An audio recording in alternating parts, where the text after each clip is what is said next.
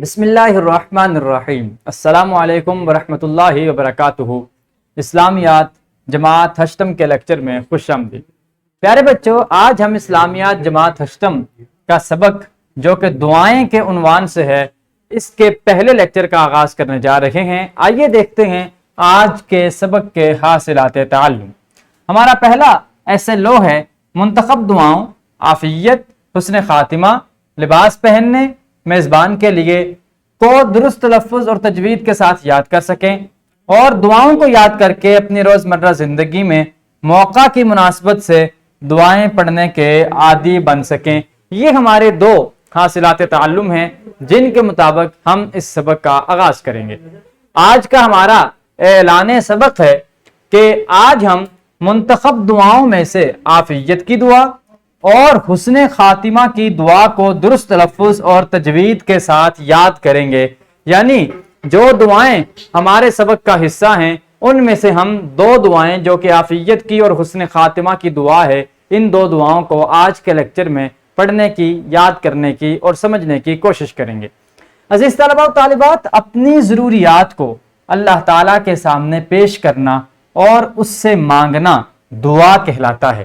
یعنی دعا کسے کہتے ہیں کہ انسان اپنی ضروریات کو، اپنی حاجات کو اللہ کریم کے بارگاہ میں پیش کرے اور پھر اس سے مانگے، اس سے التجا کرے۔ اسے اصطلاح شریعت میں دعا کہا جاتا ہے۔ اور نبی اکرم صلی اللہ علیہ وآلہ وسلم نے اپنے چچا حضرت عباس رضی اللہ تعالی عنہ کو اللہ تعالیٰ سے عافیت مانگنے کی نصیحت کی تھی۔ انسان اپنے قریبی لوگوں کو وہی نصیحت کرتا ہے جس میں ان کی خیر خواہی یا ان کی بھلائی پوشیدہ ہوتی ہے۔ نبی اکرم صلی اللہ علیہ وآلہ وسلم جو پوری کائنات کے لیے رحمت للعالمین بن کر مبعوث ہوئے ہیں، وہ اپنے چچا کو اگر کسی دعا کی نصیحت کر رہے ہیں، اس کا مطلب یہ ہے کہ وہ دعا اللہ کے پیارے نبی صلی اللہ علیہ وآلہ وسلم کو انتہائی پسندیدہ ہے۔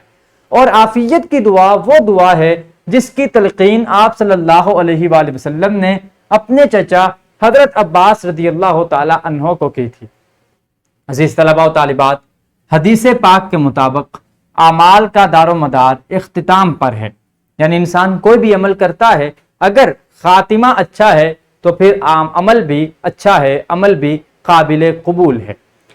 اگر اختتام اچھا ہو تو نتائج بھی عمدہ صورت میں سامنے آتے ہیں، اور جبکہ اگر اختتام اچھا نہ ہو تو پھر نتائج بھی عمدہ صورت میں سامنے نہیں آتے۔ پیارے بچوں، اس لیے انسان کو حسن خاتمہ کے لیے دعائیں مانگتے رہنا چاہیے، کیونکہ انسان کی زندگی جس قسم کی بھی ہو، اگر انسان کا خاتمہ اچھی صورت میں اور اچھی حالت میں ہو تو پھر یقیناً انسان کی ساری زندگی جو ہے وہ بھلائی اور خیر پر ہی مشتمل ہوگی۔ اسی لیے حسن خاتمہ کی دعا مانگنی چاہیے، کیونکہ اگر اختتام اچھا ہوگا تو پھر اگلی منازل بھی انسان کے لیے آسان ہو جائیں گی۔ پیارے بچوں، یہ تھی چند معلوماتی باتیں جو آپ کے گوش گزار کی گئی ہیں۔ آئیے اب ہم کتاب کی جانب بڑھتے ہیں اور کتاب سے حسن خاتمہ اور عافیت کی دعاؤں سے متعلق اقتباسات کا مطالعہ کرتے ہیں۔ پیارے بچوں، آپ کے سامنے کتاب کا یہ صفحہ ہے، کتابیں آپ کے پاس موجود ہیں۔ میں گزارش کروں گا اساتذہ کرام سے کہ ویڈیو کو روک دیجئے اور پہلے بچوں سے کمرہ جماعت میں کتاب کے ان مقامات کی جن میں عافیت کی دعا اور حسن خاتمہ کی دعا موجود ہے، ان اقتباسات اور مقامات کی بچوں سے درست تلفظ اور روانی کے ساتھ بلند آواز میں خوانی کا اہتمام کروا لیجئے۔ تو پہلے ویڈیو کو روک دیجئے اور پہلے کتاب کے ان اقتباسات کو پڑھ لیجئے۔ خوش آمدید۔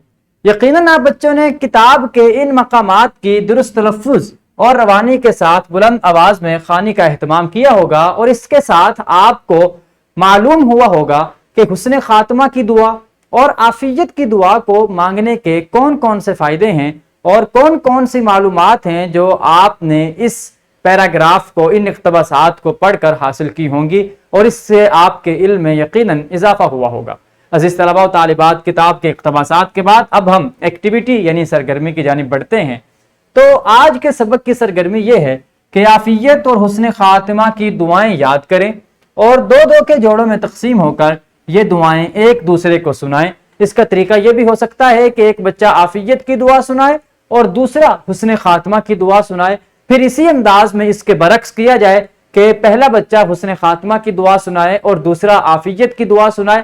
اس انداز میں نہ صرف یہ کہ آپ کو دعائیں جلدی یاد ہو جائیں گی، بلکہ ایک دوسرے کو سنا کر آپ کے اعتماد میں بھی اضافہ ہوگا۔ تو ابھی ویڈیو کو روک دیجئے اور پہلے کمرہ جماعت میں اس سرگرمی کو مکمل کر لیجئے۔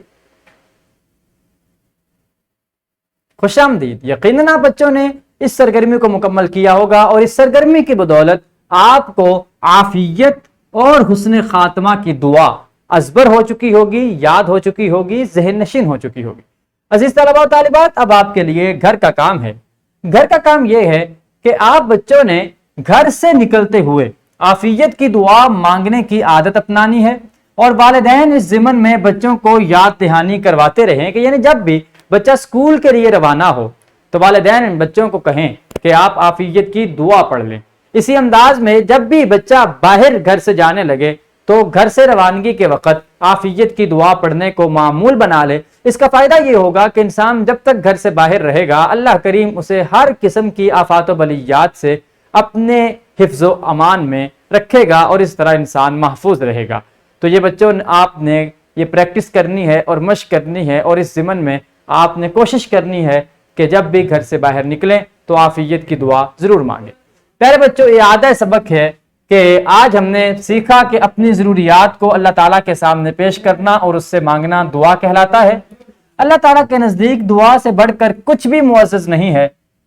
نبی اکرم صلی اللہ علیہ وسلم نے حضرت عباس رضی اللہ تعالیٰ عنہ کو دعائے عافیت مانگنے کی تلقین کی، اور حسن خاتمہ کا تعلق اچھے نتائج برآمد ہونے سے ہے۔ یہ وہ معلومات تھیں جو ہم نے آج کے لیکچر سے اخذ کی۔ اس کے ساتھ ہی ہمارے آج کے لیکچر کا اختتام ہوا۔ انشاءاللہ العزیز کل نئے لیکچر کے ساتھ ملاقات ہوگی، تب تک کے لیے اجازت دیجیے۔ اللہ حافظ۔